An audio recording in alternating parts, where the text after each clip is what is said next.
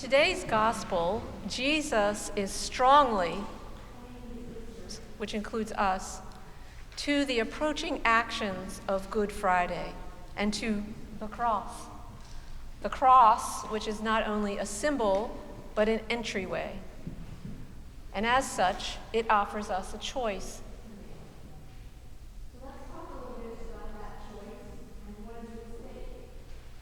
So first of all, God's time is not our time. It is not linear and limited, but eternal.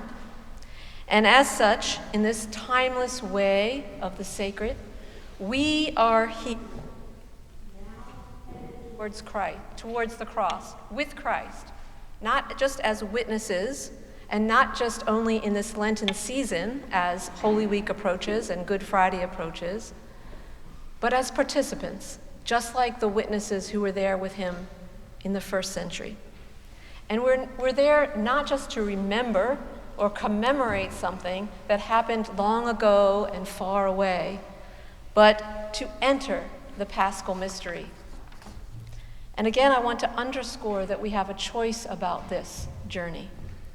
We are free to stand, as many witnesses in the first century did, at a distance from the cross, to be busy and preoccupied and distracted in the final days of Lent, approaching Good Friday, or to be all in, to be engaged, trusting, present, attentive, prayerful, invested, to be available to the grace that Christ is offering us in this journey, in this process from death into life.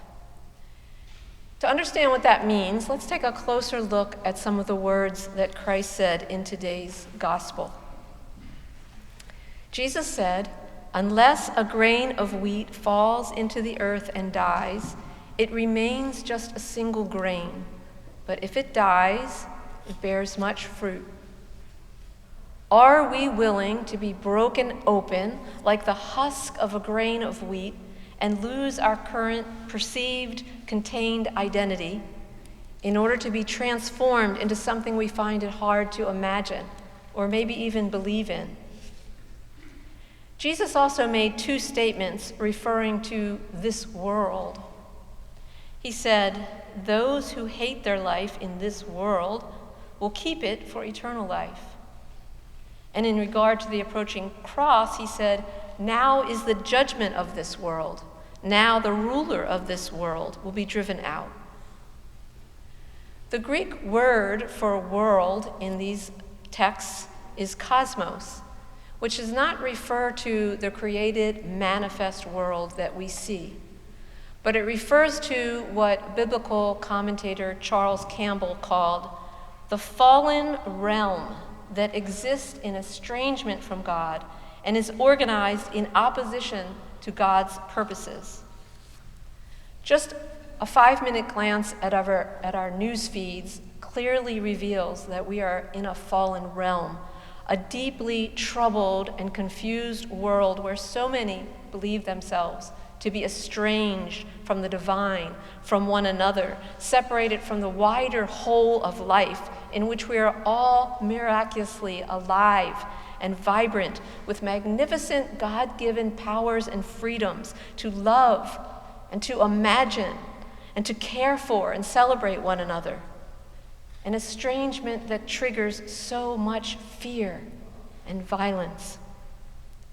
In this way, our world is organized in opposition to God's purposes. We might say, in opposition to the true goodness and highest truth about us, our magnificent God-given powers and freedoms that are tragically underused, causing so much suffering. So, our choice is, do we want to passively remain a part of this? Or do we want to enter the radical transformation represented by the cross, to go all in? We cannot on our own make a grain of wheat become a plant that bears much fruit. We are part of something bigger than ourselves. We can plant the seed and create the conditions by which God brings that about.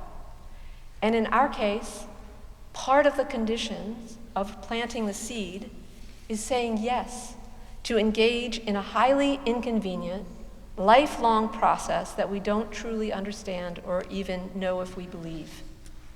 But in that process, your very experience can tell you that you are held in love and with grace being drawn to something eerily familiar that is more alive and at peace and loving than our current lives.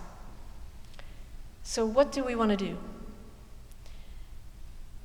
It's important to understand that our deep entrapment in this cosmos, this fallen realm, is powerful. For example, one way our world is held in this entrapment is by what biblical theologian Walter Wink called the myth of redemptive violence. And ironically, he found some insights about this by watching children's cartoons, especially the violent ones like Popeye and Looney Tunes. And what he noticed was the same repetitive pattern in every show. So there's a hero, an indestructible hero, who is opposed to an irredeemable villain who is also indestructible. And though nothing can kill the hero, the first 3/4 of the story, the hero is suffering terribly and appears hopelessly doomed until miraculously the hero vanquishes the villain and restores order. Until the next episode.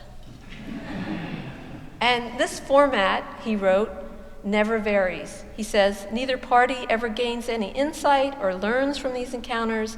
They never sit down and discuss their differences. But he also noticed something else extremely intriguing. The cartoon pattern actually echoed an ancient creation myth that Earth and humans were all created out of warring gods, out of violence. It's a story that appeared in ancient Babylon as early as 1250 BC and spread to places as far as Syria, Rome, Greece, India, Ireland, Germany, China. That's how deeply, in time and in location, the myth of redemptive violence is implanted.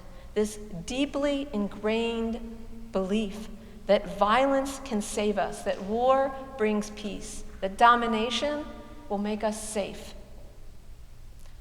Wink wrote, quote, "The Babylonian myth is far from finished. It is as universally present and earnestly believed today as at any time in its long and bloody history. It is the dominant myth in contemporary America. It enshrines the ritual practice of violence, and even those who seek to oppose its oppressive violence do so violently. It is played out in the structure of children's cartoon shows, comics, video and computer games, movies, media, in sports, in nationalism, in militarism, in foreign policy, in televangelism, in the religious right, and in self-styled militia groups. What appears so innocuous in cartoons is, in fact, the mythic underpinnings of our violent society," unquote. We are indoctrinated into a trance that encases us, that restricts us, that blinds us. And violence is just one aspect of this world, of beings who believe themselves to be separate from the loving, beautiful whole, the truth and reality of who we are in God. So entrenched, so trapped, that we no longer see the falsehoods as anything except what is reality. To hate our life in this world, as Jesus said, is to choose to break free of these false understandings at all costs. The cross, as Jesus said, enacts the judgment of this world and seeks to drive out the ruler of it, the system, the myths, the false understandings, the fear, the belief in separation, in my life alone. But there is just such great hope. Through Christ's grace and with our devotion and intention and choice and commitment, we are delivered from this to know the truth. We are made to do so.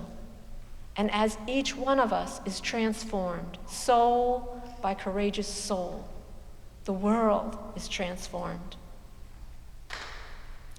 May we choose to enter into the arms of Christ, extended on the cross, to embrace us in dying to this encasement of who the world tells us we are, to aliveness in the eternal living God, the dawning of Easter morning.